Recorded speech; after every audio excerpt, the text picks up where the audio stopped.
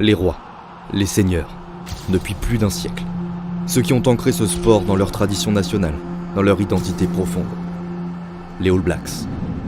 On voit très bien leur maillot noir, leur fougère blanche et leur haka inimitable. Mais ce qui est plus difficile à cerner, c'est une explication à tout ça.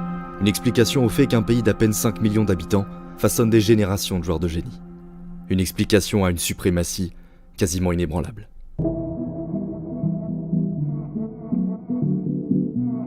L'histoire des All Blacks, c'est celle d'une équipe qui gagne, presque tout le temps, depuis presque toujours. Certains, comme l'Écosse, tentent d'obtenir leur première victoire depuis plus d'un siècle. En vain. Japon, 0 défaite. Italie, 0 défaite. États-Unis, Canada, Fidji, Féroé, Géorgie, Samoa, Portugal, Roumanie. Écosse, 93% de réussite, 29 victoires, 2 nuls, 0 défaite. Seuls 7 pays forment le cercle fermé de ceux qui ont fait tomber le géant noir. Et aucun d'entre eux n'affiche un bilan positif. Le meilleur score, c'est l'Afrique du Sud, qui s'approche à peine du match nul avec 40% de victoire. C'est l'équipe chassée.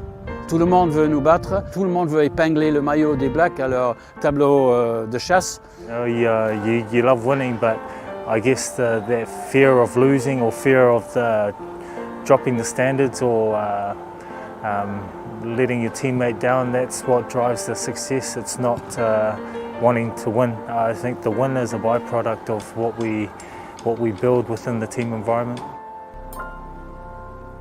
La première explication du règne des Blacks se cache dans un événement fondateur. Passé les premières tournées amateurs à la fin du 19e siècle, où les équipes néo-zélandaises écrasaient déjà leurs adversaires, il y eut surtout cette première saison hors de l'Océanie. Nous sommes en 1905, voici les Originals. 976 points marqués, 59 concédés, 35 rencontres, 34 victoires. Leur unique défaite reste controversée, un essai ayant été refusé aux Blacks. À ce moment-là, quelque chose s'est éveillé.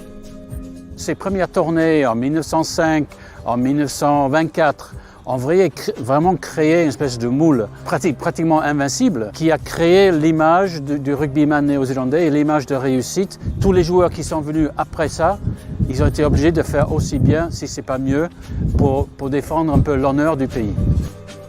Faire aussi bien, voire mieux. Chez les Blacks, la légende des aînés n'a pas la lourdeur d'un glorieux passé.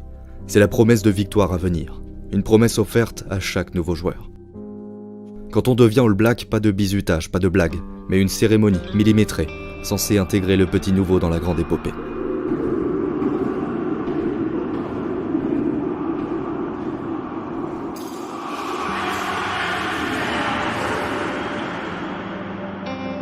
Même s'il y a toute l'histoire derrière, on fait confiance à ce joueur pour qu'il ajoute quelque chose à ce patrimoine.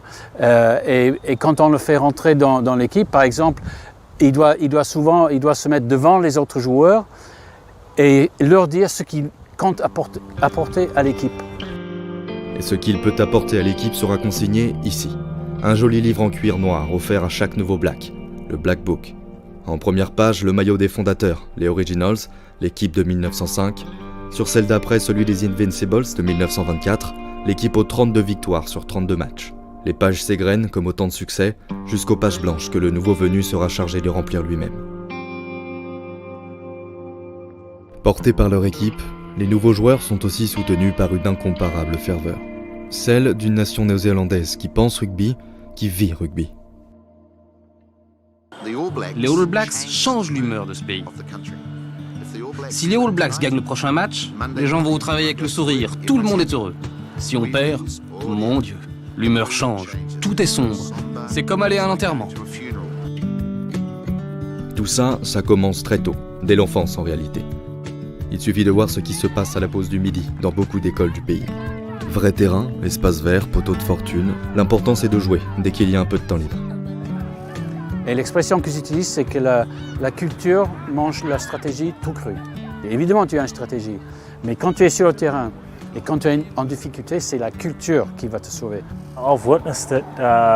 2013 in Ireland, our team were down, and I think we needed to score, and it was 83 minutes, and our team were able to bond together and put in a last burst to be able to score a try right at the end, and end up winning the game. So team culture or the team bond, team spirit that we've had gets us through. L'héritage, la culture, reste le jeu. Des passes rapides, une grande habileté technique, les Blacks sont connus pour leur style. 2 mots sur les All Blacks maintenant, qu'est-ce que vous en pensez? Ils sont des adversaires merveilleux, qui sont doués, exceptionnellement doués pour jouer au rugby, ils sont costauds, ils sont vite, ils jouent très bien, c'est formidable, quoi. J'aimerais jouer avec eux. Ils sont toujours en train de réfléchir comment on peut faire pour s'améliorer, comment on peut faire pour trouver quelque chose de nouveau. Pour assurer cette maîtrise technique, les Blacks s'appuient sur un modèle de sélection de joueurs particulier. Alors qu'en France, les très jeunes joueurs sont répartis par catégorie d'âge, en Nouvelle-Zélande, une seule chose compte: le poids.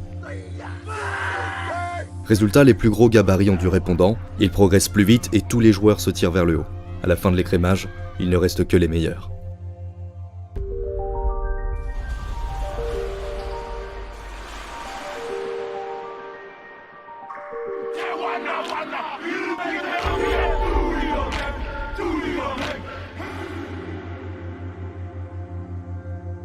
Des sportifs poussés à briller, un fort sens du collectif et une passion nationale. Tout cela, ça se voit sur le terrain et ça s'entend. Car les All Blacks, c'est aussi un chant. Ou plutôt des chants, ceux que vous entendez depuis le début de cette vidéo. It's something great for our team to be able to bind together before the kick-off and just to feel each other's energy. I get goosebumps every time I watch it and yeah, definitely miss it. Bref, vouloir regarder un match des Blacks et louper le haka, c'est rater leur premier essai. Reste cette part de fragilité, la possibilité d'un fiasco qui fait des Blacks, malgré tout, des joueurs comme les autres. Les Coupes du Monde, supposées représenter le grand rendez-vous des équipes nationales, ne sont pas une promenade de santé pour les Néo-Zélandais. Les All Blacks ne gagnent pas toujours. Sur les 8 éditions de la Coupe du Monde de rugby, ils en ont remporté 3, dont les 2 dernières.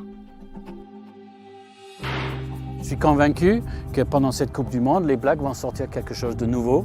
Ils ont essayé de travailler dessus un peu en cachette depuis 2 ans. Qu'est-ce que nous, on peut faire pour essayer de rester numéro 1 et essayer de conquérir un nouveau titre, un 3e titre d'affilée?